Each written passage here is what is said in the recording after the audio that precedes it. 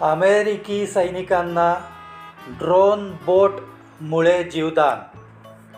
होर्मुझच्या सामुद्रधुनीतील ती थरारक रात्र आणि अचानक अमेरिकेचे अपाचे हेलिकॉप्टर थेट समुद्रात कोसळले. 2 सैनिकांचे प्राण वाचविण्यासाठी होर्मुझमध्ये कोणतीही बोट पोहोचणे अशक्य असताना समुद्राच्या लाटांवर स्वार होऊन कोर्सेअर ड्रोन बोट तिथे येते व मृत्यूच्या दाढेतून त्या सैनिकांना सुखरूप बाहेर काढते. एखाद्या चित्रपटातील प्रसंगाप्रमाणे ही थरारक घटना होर्मुझच्या सामुद्रधुनीत काही दिवसांपूर्वी घडली. त्यानंतर अमेरिकेच्या सैनिकांना वाचवण्यासाठीची एक महत्त्वाची मोहीम पार पडली. या संपूर्ण मोहिमेचा आणि या अद्भुत ड्रोन बोटीचा मास्टरमाइंड भारतीय वंशाचे विभव आळतेकर आहेत. अनेक आंतरराष्ट्रीय माध्यमांनी या ड्रोन बोटच्या तंत्रज्ञानाची दखल घेतली आहे.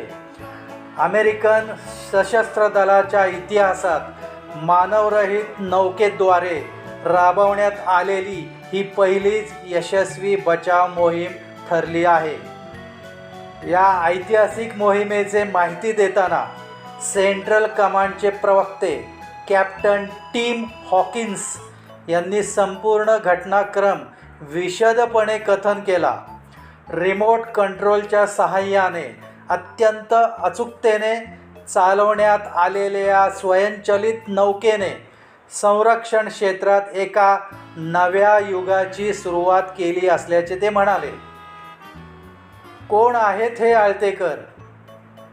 टेक्सास येथील सॅरोनिक टेक्नॉलॉजीज या कंपनीने ही किमया केली असून विभव आळतेकर हे या कंपनीचे सहसंस्थापक आणि मुख्य तंत्रज्ञान अधिकारी CTO आहेत. कॅलिफोर्निया विद्यापीठातून इलेक्ट्रिकल इंजिनिअरिंगचे शिक्षण घेतलेल्या विभव यांनी गेली काही वर्षे अमेरिकेच्या संरक्षण तंत्रज्ञानाच्या विकासासाठी काम केले आहे. आळतेकर यांनीच या बोटीची स्वयंचलित प्रणाली आणि सॉफ्टवेअर विकसित केले आहे. कोर्सेअर ड्रोन बोट कशी आहे?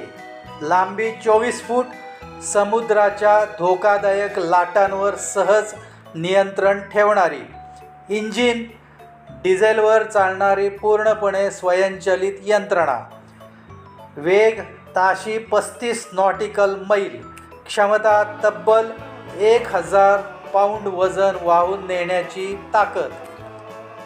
खूप खूप धन्यवाद.